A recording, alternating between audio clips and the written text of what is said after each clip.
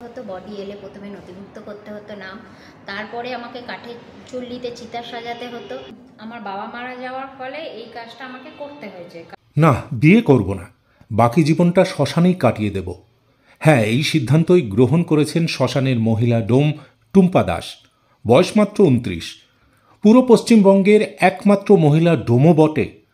অভাবের তাড়নায় বারুইপুরে জোড়া মন্দির শ্মশানে ডোমের কাজ করেন। দীর্ঘ 10 বছর ধরে মৃতদেহ দাহ করে চলেছেন তিনি। বাবার মৃত্যুর পর সংসারের হাল ধরেছেন বড় মেয়ে টুম্পা। বয়স অল্প হলেও কাঁধে রয়েছে গুরুদায়িত্ব।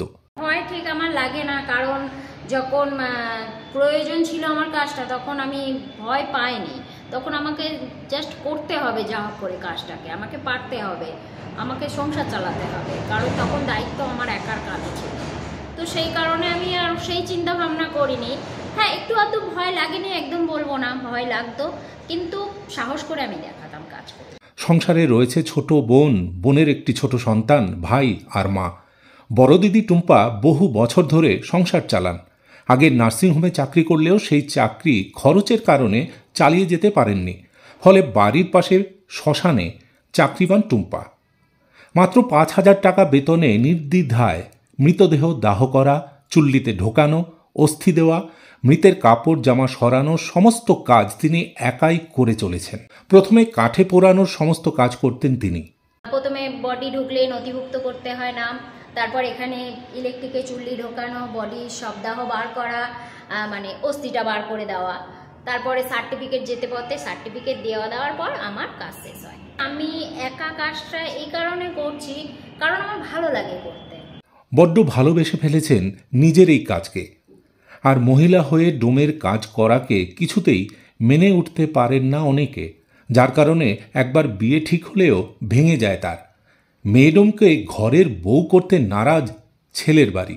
টুম্পা নিজে সংসারের খরচ চালানোর জন্য জীবনে নিজের প্রেমকে জলাঞ্জলি দিয়েছিলেন, কারণ প্রেমিক মানতে পারেননি যে প্রেমিকা নিজের সমস্ত উপার্জন করা টাকা নিজের বাড়িতে দিয়ে দেবে। এছাড়াও টুম্পা জানান তিনি আর বিয়েটা করতে চান না, কারণ তার পেশাকে কিছুতেই মানবে না কোনো ছেলের বাড়ি। আর টুম্পা তার পেশাকে ভীষণ ভালোবাসেন, ফলে বাকি জীবনটা শ্মশানেই কাটাবেন বলে মনস্থির করে ফেলেছেন। কোনো ছেলে চাইবে না তো যে বিয়ের পর তার সংসারে গিয়ে কাজ না করে বা তার সংসারে টাকা না দিয়ে আমি আমার সংসার চালাবো, সেটা কেউ কোনোদিন চাইবে না। আমি চাইনি যে পরবর্তীকালে সেই সমস্যার সম্মুখীন আমার হতে হোক, যে কারণে আমি সেদিক থেকে সরে এসেছিলাম। তো এই যাই হোক না কেন, আমি পেশা ছাড়ার কখনো চিন্তা ভাবনা করি না। প্রায় 12 ঘন্টা এই শ্মশানে একাই ডিউটি করেন টুম্পা। এমনকি নাইট ডিউটিও করেন তিনি। ভালো মন্দ নানা ধরনের অভিজ্ঞতার শিকার হন তিনি। এমনকি মৃতদেহ বাড়ির মদ্যপ যুবকদের খপ্পরেও পড়তে হয় তাকে। সেই পরিস্থিতিতে টুম্পা দাস নিজেকে একাই সামাল দেন। পাশাপাশি প্রত্যেক দিন এত দেহ দাহ করেন যে কখনো কখনো তার নিজেরই মন খারাপ লাগে। একবার এক ছোট শিশুর দেহ দাহ করতে গিয়ে ভেঙে পড়েন তিনি। টুম্পা ভাবেন তার যদি আগে বিয়ে হতো তাহলে আজ হয়তো এমন ছোট শিশু তার ঘরে থাকতো। তো একটা বাচ্চা এসেছিল, বাচ্চাটা দেখে একদমই মনেই হচ্ছিল না যে বাচ্চাটা মারা গিয়েছে। এতই ছোট বাচ্চা, মানে 5-6 বছর বয়স হবে।